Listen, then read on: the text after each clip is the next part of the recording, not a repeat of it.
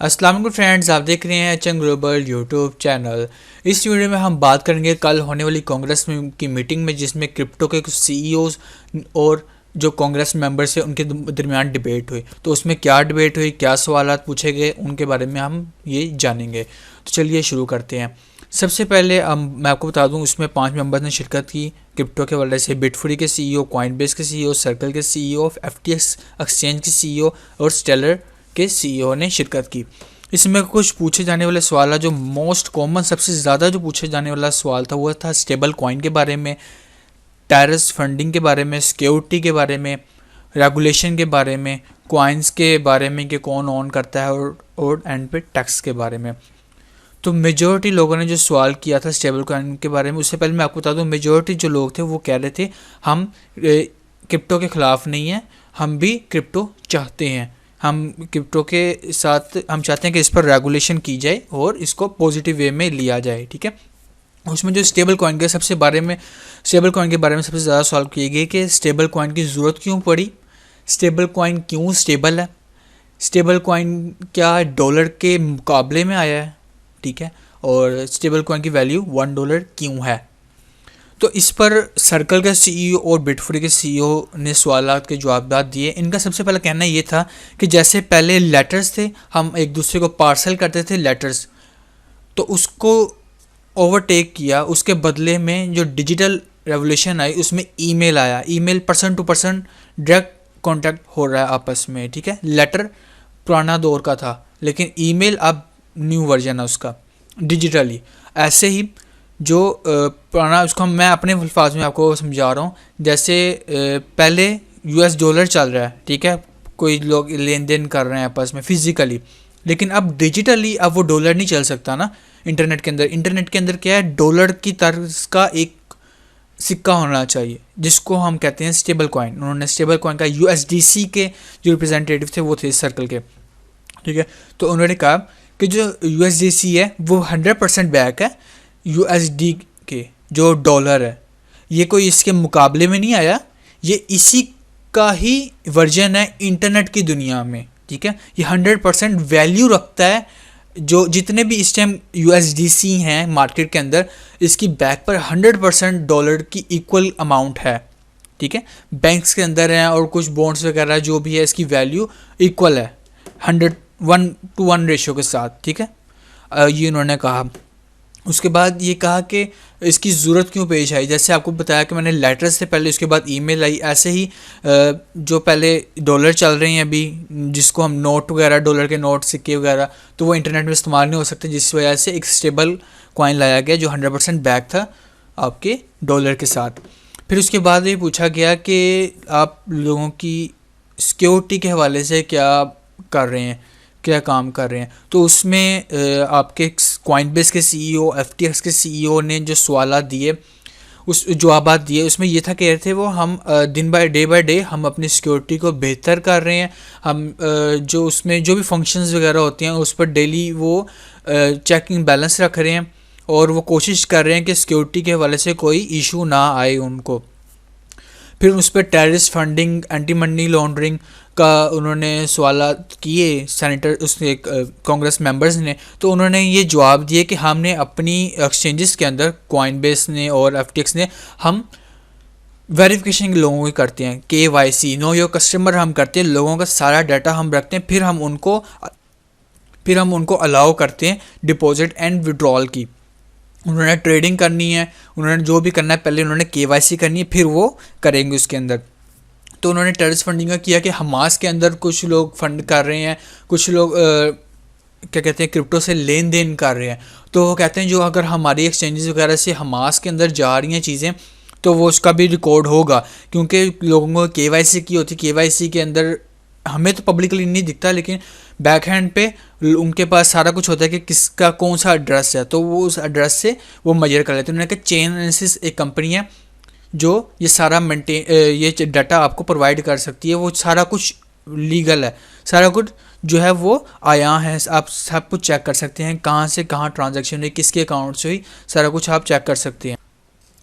और जिधर FATF की कोई गाइडलाइंस वगैरह आ जाती हैं, और जो भी आप लोग जो भी हमारी गवर्नमेंट जो हमें अलाउ करती है हम उन कंट्रीज़ में अपनी सर्विसेज प्रोवाइड नहीं करते।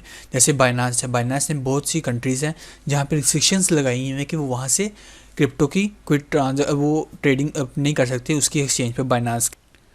वैसे बाइनांस की उन्होंने एग्जांपल ली थी, ये मैं आपको समझाने के लिए बाइनांस की एग्जांपल दे रहा हूँ, ठीक है। उसके बाद उन्होंने रेगुलेशन का पूछा कि क्या आपके जो प्रोडक्ट्स जो आप दे रहे हैं, जो आपकी सर्विसेज दे रहे हैं, आपकी जो कंपनी है वो क्या यूएस में रजिस्टर्ड है। तो उन्होंने कहा हाँ यस हमारी रजिस्टर्ड है।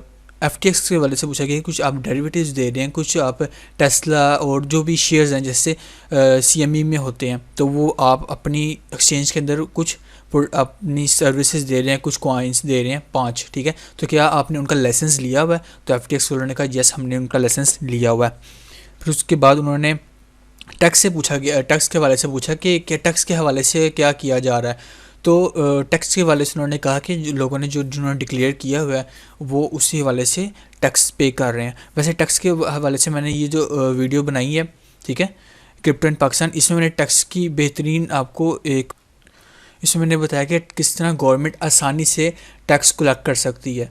तो वो ये वीडियो आप जो है गवर्नमेंट ऑफिशियल के साथ भी शेयर कर सकते हैं, ठीक है। उसके हवाले से फिर उन्होंने इसमें 2 जगहों पे जो था 2 कांग्रेस मेंबर्स ने बहुत ऊंची आवाज़ में जैसे किसी पर प्रेशर डालते हैं वो उन्होंने किया। एक उन्होंने किया, एक कांग्रेस मेंबर ने जो है वो कॉइनबेस के रिप्रेजेंटेटिव के साथ ऊंची आवाज़ में बात की और उनसे कहा कि मैंने $100 की ट्रेडिंग की थी आपके प्लेटफॉर्म के अंदर और अराउंड उन्होंने एक प्राइस नहीं बताया, कहते सेम प्राइस मैंने सेम प्राइस पे मैंने जब इसको सेल किए तो वो $6 कम मुझे रिसीव हुए।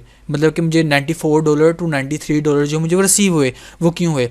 तो इस पर CEO उसके कॉइनबेस के रिप्रेजेंटेटिव ने कहा कि हमें नहीं पता कि आपने किस प्रोडक्ट पर आपने ट्रेडिंग की है, प्रोडक्ट के हवाले से, ठीक है। कॉइनबेस वॉलेट के अंदर आप स्वैप करने जाते हैं तो कुछ चार्जेस काटते हैं, तो वो मेरे ख्याल से उन्होंने इथेरियम नेटवर्क पर, ये मेरा अपना क्या है क्योंकि इथेरियम नेटवर्क पर ज़्यादा फीस है तो उन्होंने वो स्वैप करने पर फीस चार्ज की होगी। वैसे उन्होंने कहा कि हमारे पे जो विड्रॉल फीस और डिपॉजिट फीस नहीं है, बिल्कुल फ्री है।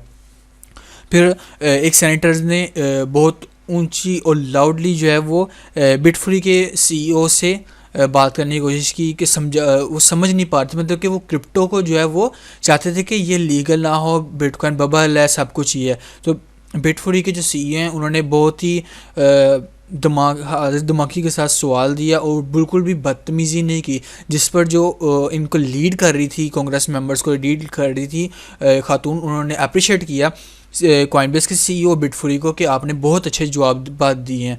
तो उसके बाद उन पर रेगुलेशंस के बारे में बात होती रही। फिर उन्होंने कहा कि हमें इसको मज़ीद जो है वो रेगुलेट करना चाहिए, मज़ीद इन पर कानून साजी करनी चाहिए, इस पर क्रिप्टो पर।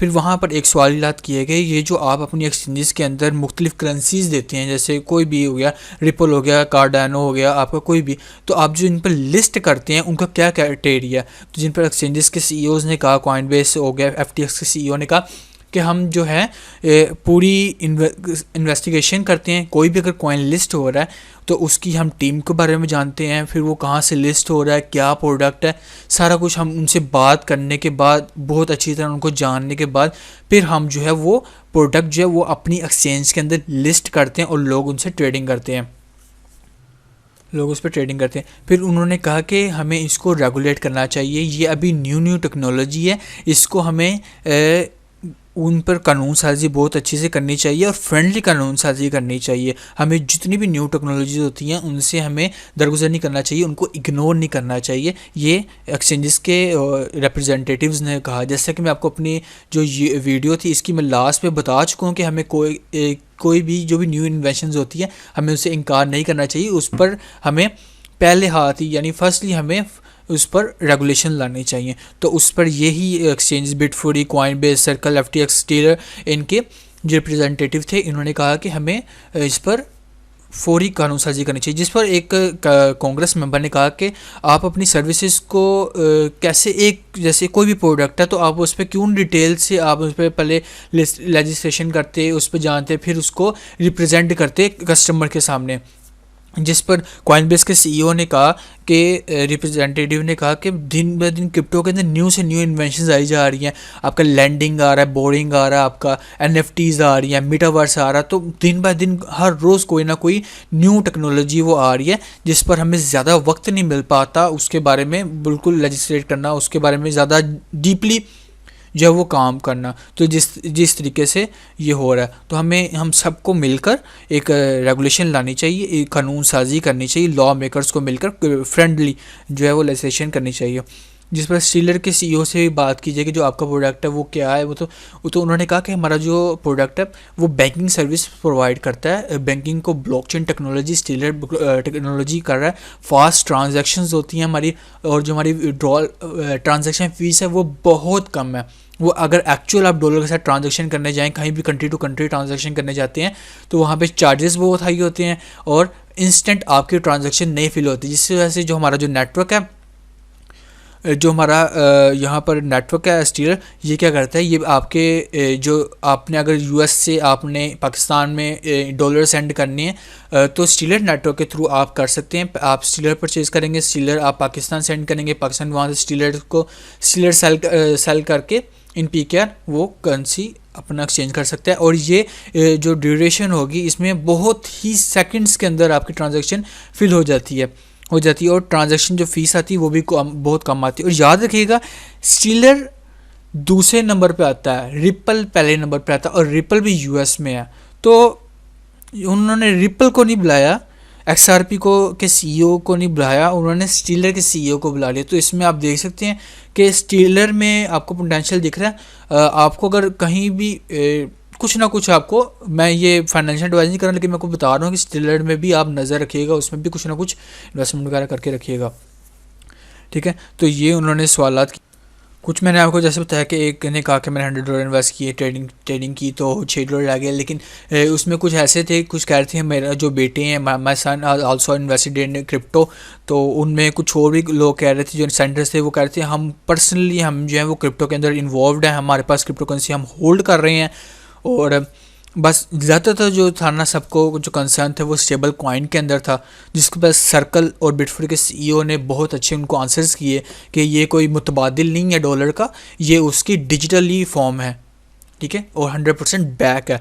और उसमें वॉलेट से रिलेटेड जब बात आई कि कौन सा आपका जो हम किस तरह फाइंड कर सकते हैं कि कौन सा किसका वॉलेट है, तो उन्होंने ये कहा कि हमारी जो एक्सचेंजेस हैं, जो हमारी सर्विसेज हैं, जैसे आपकी कॉइनबेस, आपका FTX हो गया, और ये क्या करते हैं, जब भी कोई भी कस्टमर आता है वो अपनी KYC कराता है, जिस वजह से सारा डाटा होता है कि किसके वॉलेट में कितना फ़ंड पड़ा हुआ है। लेकिन जब वॉलेट्स का डिसेंट्रलाइज वॉलेट का बात आई कि आप कोई सा भी वॉलेट डाउनलोड कर लें सेंट्रलाइज के अलावा, तो जिस पर बिटफ्री के सीईओ ने कहा कि ये थोड़ा क्रिटिकल है कि जानना कि किसका क्या कौन सा वॉलेट है डिसेंट्रलाइज के अंदर। ये थोड़ी सी नेगेटिव बात हुई थी। बाकी 2-3 सेंटर्स के अलावा बाकी सब ने जो है वो क्रिप्टो के बारे में पॉजिटिव थे।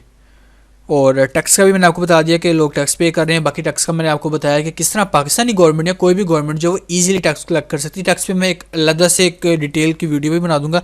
तो बस ये थी। डिबेट के दौरान बिटफ्री के सीईओ ने क्यूबा की एग्जांपल दी कि क्यूबा में ये कानून है, क्यूबा में सारा कुछ इशू हो गया सेंट्रल बैंक की तरफ से, ठीक है, गाइडलाइन जो उन्होंने जारी की उसके उन्होंने रेफरेंस दिया। तो मैंने भी आपको अपनी पिछली वीडियो में मैंने क्यूबा का मैंने आपको सारा कानून वगैरह सारा कुछ बताया हुआ था। तो जो अगर किसी गवर्नमेंट ऑफिशियल्स को ये चाहिए तो मुझे सिंपली मेरे ट्विटर हैंडल पर मुझे इनबॉक्स कर दें तो मैं आप साथ ईमेल दे दीजिए कि मैं आपको ईमेल पे ये पूरी PDF फाइल शेयर कर दूंगा, जिसमें सारे कानून वगैरह सारा कुछ अवेलेबल है। और साथ ये भी एक कॉइनबेस के सीईओ ने कहा कि जब भी कोई न्यू आती है रेवोल्यूशन तो हर कोई इसको इनकार करता है, हालांकि इनकार नहीं करना चाहिए, उसको अडोप्ट करना चाहिए, उस पर कानून साजी करनी चाहिए। बाकी कुछ ज़्यादा कोई घबराने की अभी तक तो बात नहीं है यूएस के अंदर, अभी 2-3 दिन चलेगी और तो लेट्स सी, देखते हैं क्या होता है। बाकी जूसों के साथ भी वीडियो शेयर कीजिएगा। वीडियो इतनी थी, होप कि आपको वीडियो चलेगी। चैनल सब्सक्राइब कीजिएगा, वीडियो भी आगे दूसरा शेयर कीजिएगा। मिलते हैं नेक्स्ट वीडियो में, तब तक